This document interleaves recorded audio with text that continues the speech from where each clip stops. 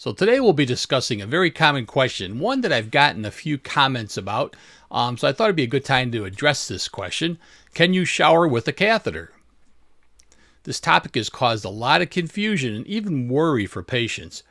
By the end of the session, you'll know what's safe, what to avoid, and how to care for your catheter properly. So let's start with the types of catheters. Most patients are familiar with the Foley catheter that we see up there, right over there, which stays in the bladder, goes in through your urethra. Now the second one that you may also have is something called a suprapubic catheter, which is like this one over here. Now suprapubic catheters go directly into the bladder through the abdomen. And then, just to be complete, there's something called an external catheter, which is mostly used by men. We're not going to talk about that because that can be removed easily to take and shower with. And the other was the intermittent catheter, where you only catheterize yourself when you need. And we've talked about that in previous episodes. Again, that's not going to really affect showering. The two that we're going to really talk about are the Foley catheter and the suprapubic that we see in the picture here. So the type of catheter you have does affect how you manage showering. Now, the question I hear over and over is showering safe? The good news is absolutely yes.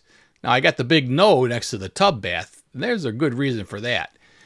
In most cases, patients with a catheter can safely shower, but bathing in a tub is discouraged because bacteria in the water can actually travel up the catheter and cause infections. That would include things like hot tubs or swimming pools or lakes especially, anything like that.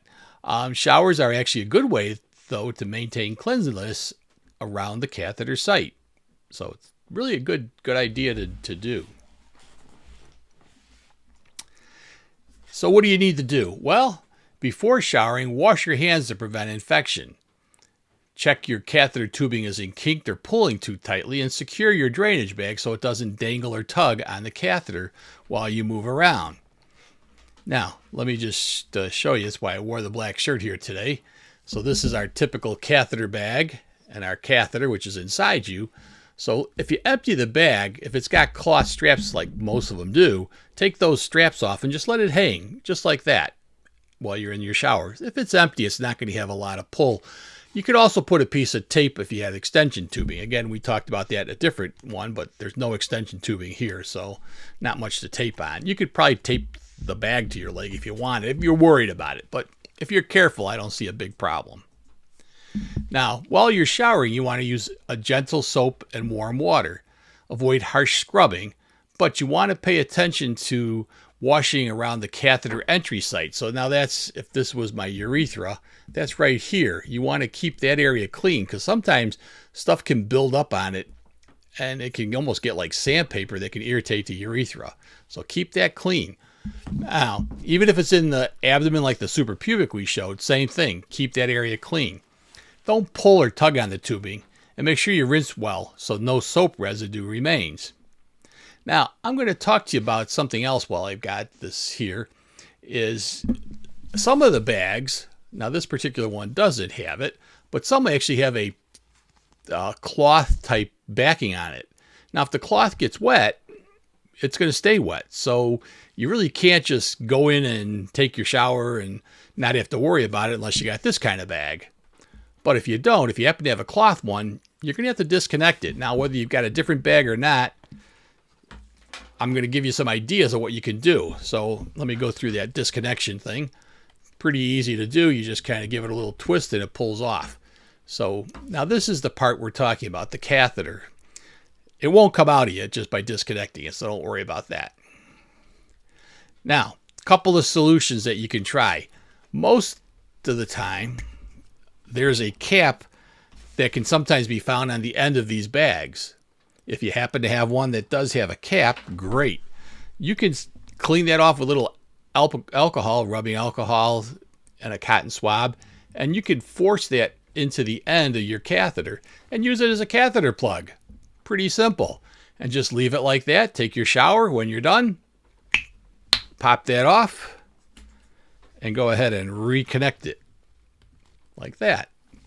Now, they do sell catheter plugs designed just for this purpose. And that's one of these things right here. So you can get a catheter plug itself and actually put that in there. And that'll block it off too. Now here comes the controversial part. So what if you don't have a catheter plug and you don't have an extra plug or anything? Can you just leave it like this and just let it just kind of hang in the shower uncovered? Well, I did some research because I've had this question to see what the evidence out there is, because we try to do everything evidence-based. And unfortunately, there's not a lot of good evidence. There's been no real studies to see whether you can leave it hanging loose as far as will it increase your risk of infection. Now, when there isn't good evidence, often what we do is rely on our good judgment. And I can tell you that if you're taking a shower and this is hanging in the shower, it's going to drip urine, but I mean, it's not any great amount that's going to come through during the time of a shower. The chance of anything going backwards into the tube is probably pretty slim. So personally, I don't think that it's a big deal to just let it be open like that and take your shower and just hook it back up to your bag. Again, you want to clean hands and everything, and alcohol swab, so that's kept clean, all that good stuff. But my personal judgment is that you should be able to do that. Now, that's my judgment. You can check with your healthcare worker and see what their thought is. But is there any good research to support that? Unfortunately, no. And I've got to be the first one to admit it. So to follow the best guidelines, if you can keep your catheter connected like I talked about, or use a cap, that's your best bet. If you can't, you may consider just trying my method that I told you about with the okay from your provider. Now, here's some things that you need to avoid though. Never soak in a bathtub, swimming pool, hot tub, wearing a catheter. That's a risk of infection. And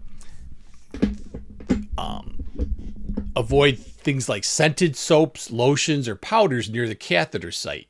Those things can have irritants to them. And of course, avoid tugging or twisting the catheter. Kind of common sense. Now, after your shower, just pat the catheter site dry with a clean towel. Don't rub. Again, your bag, if you kept your bag on, dry it off. You don't want to have that wetness against your leg. You can get a rash from that. Keep the area around the insertion site dry. But don't use things like a blow dryer to speed up the drying process. Again, you might have too much heat and you could cause an irritation or burn to the skin. Now, for those, special with the suprapubic tube as I show here, you'll want to clean carefully around the abdominal entry site. Check daily for redness, swelling, or unusual drainage. If your healthcare team recommends a dressing, replace it with a sterile one after showering. And we kind of see them using a Q-tip type thing that's kind of a way to clean around it, or a sterile gauze pad that's wet. That works out really good. It's important to know when to call your doctor. If you notice redness, swelling, pain, fever, or chills, these all may be red flags for a sign of infection. Also, cloudy or foul-smelling urine is a red flag. If your catheter leaks or falls out, always let your doctor know right away. So, in summary, showering with a catheter, yep, it's safe and actually encouraged. Avoid baths, hot tubs, or pools. Clean gently with soap and water, and always watch for warning signs of infection. With good care, you can shower safely and comfortably. Hopefully that helps everybody out, and we'll see you next week.